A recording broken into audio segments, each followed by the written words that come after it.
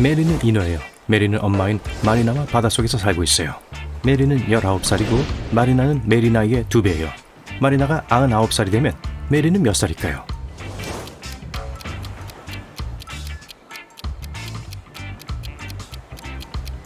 여든 살이요. 메리가 마리나보다 19살 더 어리기 때문이죠. 메리는 바다에서 제일 좋아하는 곳에서 놀고 있어요. 다음 두 이야기는 모두 사실이에요. 만약 모든 금붕어들이 모든 조개 껍데기 위에 앉는다면 한 껍데기당 한 마리의 물고기라 했을 때 금붕어 한 마리는 조개 껍데기 없이 있어야 해요. 그리고 금붕어 2마리당 하나의 조개를 나누기로 했다면 조개 하나가 금붕어 없이 남게 될 거예요. 정확한 조개와 금붕어의 수를 셀 수 있겠나요?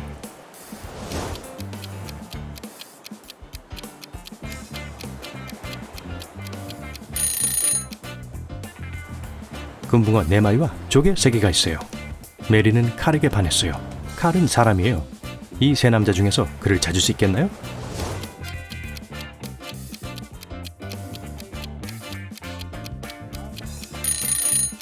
첫 번째 남자는 발에 인어 문신이 있지만 그건 아무런 증거도 되지 않아요.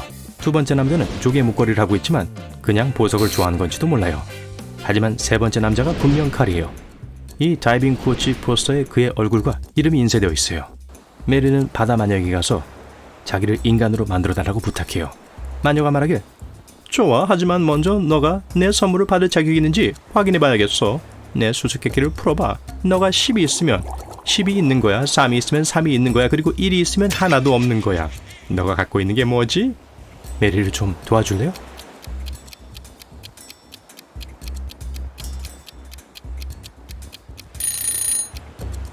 정답은 선택이에요. 메리는 다리를 얻어 칼과 데이트를 해요. 그들은 해변에 있는 식당에서 저녁을 먹고 있어요. 하지만 여러분은 누가 이 스쿠터에 돈을 내야 할지 추측할 수 있겠나요?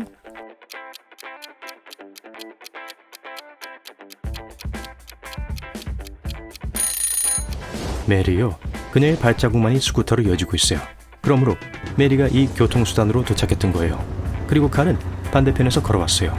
칼과 메리는 해변을 계속 걸으며 모래에서 놀고 있는 4명의 남자들을 보게 돼요. 갑자기 칼이 겁을 먹고 도망쳐요. 왜죠?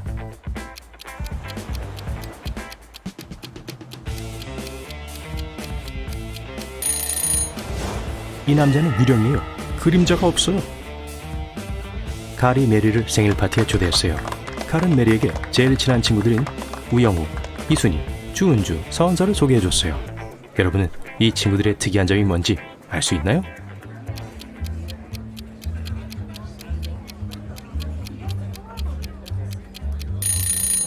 모두 똑바로도 거꾸로 읽어도 되는 이름이에요.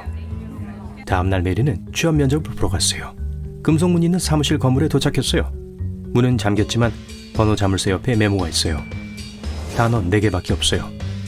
불가사리, 진주, 불, 그리고 거북이. 메리가 이 암호 푸는 걸 도와줄 수 있나요?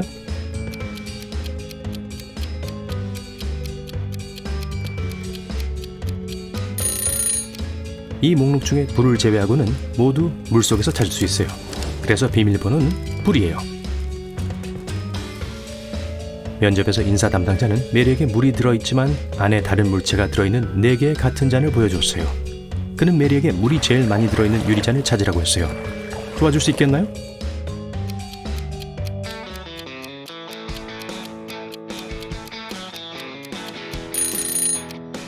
모든 잔의 물 높이는 같아 보여요.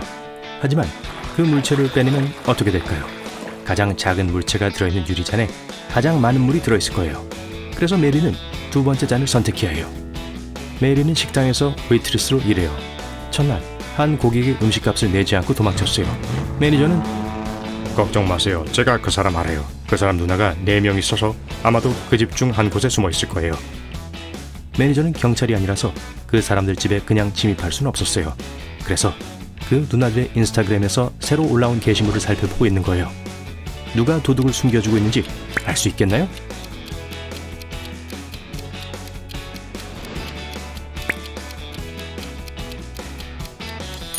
두 번째와 네 번째 사진을 자세히 보세요. 두 셀카 모두에서 남자의 손 부분이 보여요. 하지만 이 남자만 도둑과 같은 반지를 끼고 있어요. 잡았다. 다음날 식당에서 친구 6명이 생일을 축하하고 있었어요. 칼과 키티를 제외하고는 모두 체리 펀치를 주문했어요. 그걸 마신 5분 후에 그들은 속이 안 좋아졌어요. 메리는 의사들에게 전화를 걸었고 누군가가 펀치에 독을 넣었다고 결론 내렸어요. 메리는 칼과 키티를 의심해서 그들에게 왜 다른 음료를 주문했나요? 라는 단 하나의 질문을 했어요. 키티는 전 딸기 알레르기가 있어서 차를 주문했어요. 조금만 먹어도 붉은 발진이 나요. 그리고 카일은 자랑스럽진 않지만 전 돈이 진짜 없어요. 커피가 더 싸서 이걸 시켰어요. 라고 대답했어요. 누가 거짓말하고 있죠?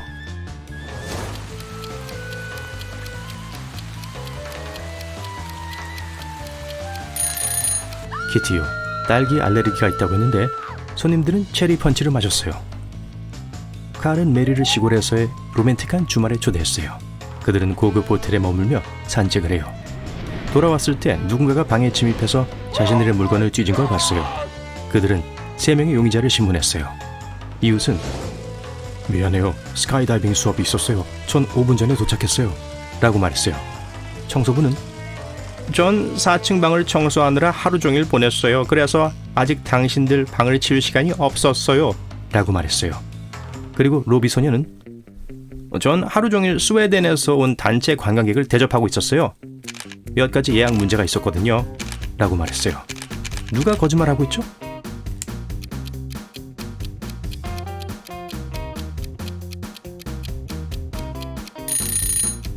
청소부요. 이 호텔은 3층짜리예요. 칼과 메리는 보트 여행을 떠났다가 큰 폭풍을 만났어요. 결국 무인도에 들어가게 됐어요. 잠시 후 정말 배가 고파져서 먹을 것을 찾기 위해 산책을 갔어요. 선택할 게 4가지 있어요. 신선한 수확이 있는 옥수수밭, 야생 고구마가 있는 정원, 나무에 있는 이 오렌지 또는 이 덤불의 베리요. 이들이 가장 안전한 선택을 할 수 있게 도와줄 수 있겠나요?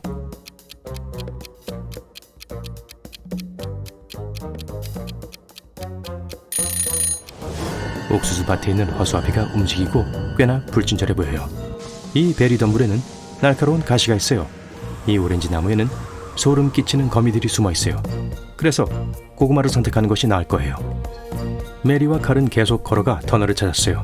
불행하게도 안에 갇히게 됩니다. 나갈 수 있는 출구가 3개 있어요. 퓨마 가족이 첫 번째 문 뒤에 숨어 있어요. 두 번째 문은 돋보기로 만들어진 방으로 통해요. 뜨거운 태양이 들어오는 모든 사람들을 바로 튀겨버려요.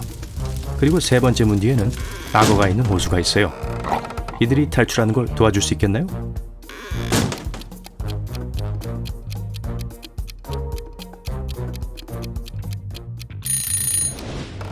밤까지 기다렸다가 2번째 문을 통과해야 해요. 메리와 칼은 빌드에서 똑같은 농구공 2개를 발견했어요. 지름과 무게가 같지만 하나는 속이 꽉 차 있고 다른 하나는 속이 비어 있어요. 그걸 들거나 튕기지 않고 어떻게 속이 꽉 찬 공을 알아볼 수 있을까요?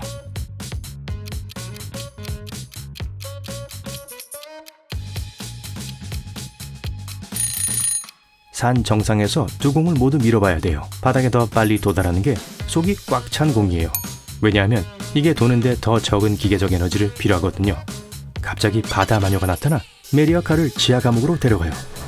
문에 이상한 메모가 있어요. 탈출하려면 이 암호를 해독해야 해요. 도와줄 수 있겠나요?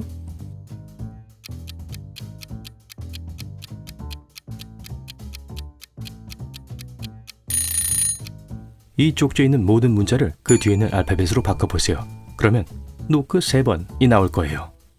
노크를 3번 하니 문이 열립니다. 밖으로 통하는 터널 3개가 있는 넓은 복도로 들어섰어요. 첫 번째 터널에 배고픈 표범들이 기다리고 있어요. 2번째 터널엔 피라나가 있는 탱크가 있어요. 아무도 여길 건너지 못하고 생존할 수도 없어요. 그리고 3번째 문 뒤에는 불을 뿜는 거대한 익룡이 있어요. 어느 길이 더 안전하죠?